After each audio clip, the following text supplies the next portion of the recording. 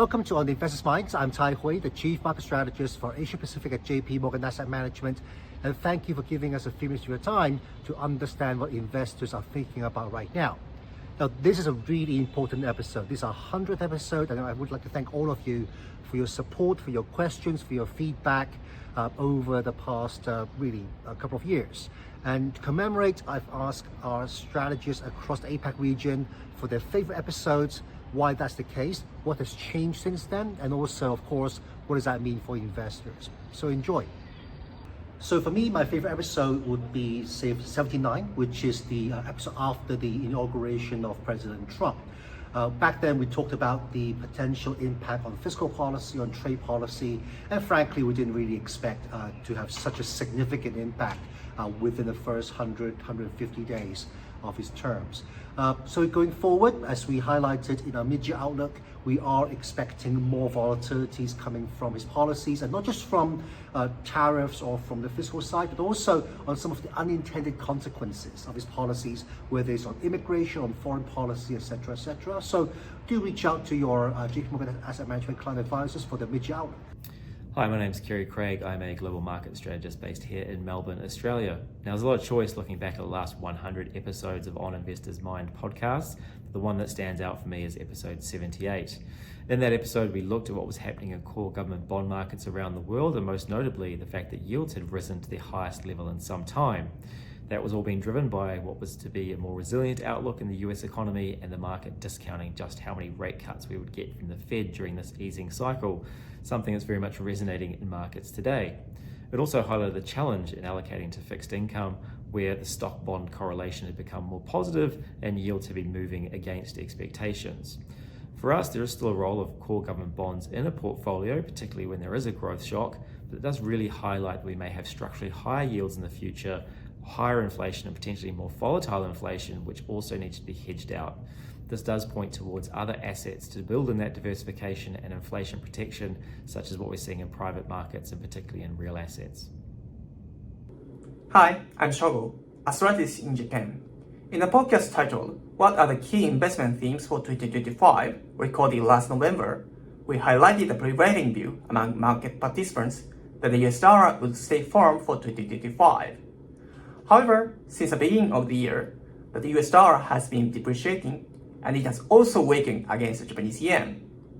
Looking ahead, considering factors such as the Federal Reserve moving towards rate cuts, while the Bank of Japan is heading towards rate hikes, we anticipate a continued trend of dollar depreciation and yen appreciation. However, we do not foresee excessive fluctuations. Finally, let's consider the implications for investing in Japanese stocks. Yen appreciation can negatively impact corporate earnings, but unless yen appreciation is rapid, excessive concern is unnecessary. Currently, more Japanese companies are becoming proactive in corporate governance reforms, such as shareholder returns and business restructuring, making selective investments in such companies continue to be attractive. Hi, I'm Rosella Chow, Global Market Strategist based in Hong Kong. My favorite On Investors Minds podcast episode is number 86. Can European equities make your portfolio better? The case for investing in European equities continues to build. According to the latest fund manager survey, investors are most overweight in Eurozone, emerging markets, and banks, while most underweight in US stocks, the US dollar, and energy in June. This shift towards European equities has been driven by heightened uncertainty on US trade negotiations, a weaker US dollar, and the unwinding of US exceptionalism. Investor demand for European equities is at its highest level in years, reflecting growing optimism about the region's economic prospects. These points were well highlighted in this episode and remain relevant to today's investors. Particularly, diversification geographically and by sectors continues to be key for the remainder of this year, amidst numerous policy and geopolitical uncertainties. Europe has been an overlooked market for many APAC investors, but it's definitely time to revisit this value proposition or investment proposition and have that as part of the overall portfolio construction. Hi, I'm Fumi, a strategist in Japan. I picked the 98th episode 2025 Mid-Year Outlook because it covers a wide range of topics and includes insights for dealing with uncertainties. In this episode, we also cover the Bank of Japan's outlook, noting their commitment to rate hikes and policy normalization, but expect them to hold off on moving higher too quickly. Our view hasn't changed even now.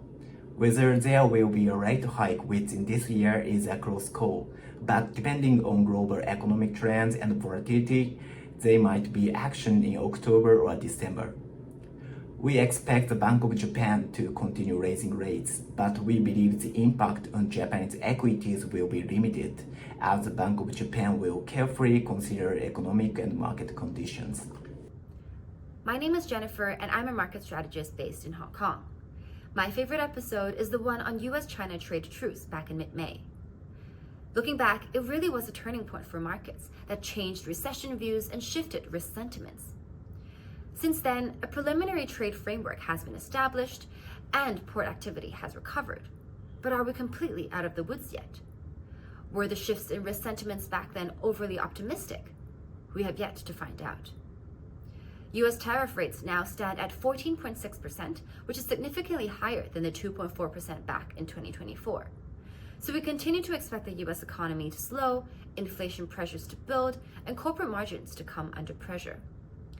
Investors should brace for further volatility and continue building resilience into their portfolios as we approach the July 8th date, which is the end of the 90-day reciprocal tariff pause. Hi, my name is Ian Hui, and I'm a global market strategist based in Hong Kong. My favorite On Investors' Mind podcast is episode 95, which is a wrap-up of what's happening in the US on bond yields, credit rating downgrades, and the budget, because the US is still a major driver of what happens globally and has quite a large impact on other countries. With the recent unpredictability and uncertainty surrounding the US, it's nice to get a quick summary of some of the major points going on from our special guest Mira from our US team. This is especially helpful on politics, as I know most people won't always have the time to sit down and read all the details of a policy bill going through government and how that affects people. Our view hasn't significantly changed since the episode was published, but the events are still ongoing. I think it's a reminder for investors to be cautious about putting all your eggs in one basket or putting your investments all into one place. It's a good idea to diversify your holdings. Hi, my name is Agnes Lin, and I'm a global market strategist based in Taipei. My favorite On Investors' Minds podcast is episode 92. Is USD dominance challenged? Because it explores the key factor impacting the dollar and its changing role. Year to date, the dollar has already dropped more than 10%. This unexpected brings up new questions about its future role in the financial market. Our view remains that the dollar, despite ups and downs, is still central to global trade. Though when it comes to building your portfolio, thinking about more currency hedging, diversifying your investments. This way, you can reduce your reliance on the dollar, keep volatility in check, and protect against currency losses, all while exploring new opportunities in global markets. Thank you. Hi, my name is Chaobing Zhu, and I am a global market strategist based in Shanghai. My favorite On Investors' Minds podcast is episode 84, because in this session, Dr. David Kelly and Tai Hui provided very useful insights from the perspective of American investors on Trump's policy initiatives after his inauguration. This podcast provided a comprehensive review on Trump's policies regarding tariffs, immigrations, and public finance, analyzing the potential opportunities and challenges for investors. Although things are changing very fast, Tai and Dr. Kelly's arguments about diversification, risk control, and long-term investments are well justified in this market with sustained uncertainties. My name is Raisa Rasid, a global market strategist based in Singapore. My favorite On the Mind on Investors episode is Going Global on Equity Allocation. This is particularly relevant as a theme, and the month of April is a perfect illustration of why this is important. As long-term investors, we're always on the lookout for structural trends. Over in Europe, we do see an increase in fiscal spending, especially towards defense spending, as a key structural theme going forward, Over in Japan, the corporate governance reforms such as improving shareholder value as well as continued buybacks is still well underway. Against a backdrop of the weakening dollar, international assets such as international equities could look particularly attractive for investors. And that is why the theme of diversification, especially regionally, remains very important. Hi, this is Adrian Wong, global market strategist based in Hong Kong. My favorite on Investors Mind podcast is episode 82, which discussed the February rally in Chinese equity markets and highlights the three key factors to watch: the domestic economy, trade tensions, and the emergence of Chinese AI capabilities. Fast forward to the halfway point of 2025, and despite much volatility along the way, valuations are actually sitting at around the same level as they were 4 months ago. Many of these factors continue to influence the Chinese market. Domestic consumption still benefits from trade-in subsidies, policy stimulus is stepping up, and peak tariffs are likely behind us. However, arguably the most overlooked factor is the ongoing AI development, which has seen significant capital deployment by Chinese platform names to monetize this technology. Some are already seeing positive impacts from AI driving revenue growth. We remain optimistic on the outlook of AI, and including Chinese and broader Asia equities will be crucial to capturing this structural trend. Hi, my name is Arthur Zhang. I'm a global market strategist based in Shanghai. My favorite on Investor Minds podcast is episode 87 because the principles in it are still true today. The Nasdaq index was down around 6% this year when episode 87 was published. The episode tells us that historically pullbacks in US tech sector are very common. They are part of the cycles. It further tells us pullbacks are usually opportunities for investors. The Nasdaq index fell over 10% within a week after President Trump announced the reciprocal tariffs in early April. But it's bounced back to where it was within 3 weeks and offered positive return year to date. We believe AI is still in its early stage, and the growing demand will create opportunities for US tech companies even under global competition. And it is better to take a long-term approach toward US tech investment. So thanks for watching. Hope you enjoyed this podcast. And of course, if you enjoy it, please consider subscribing and of course, share this with your colleagues and friends. If you have any questions, please reach out to your JP Morgan Asset Management client advisors, and thank you for all your questions and comments and feedback over the past 100 episodes. So I'm Tai Hui and our team in APAC. I'll see you next time to discuss what's on the investors' minds.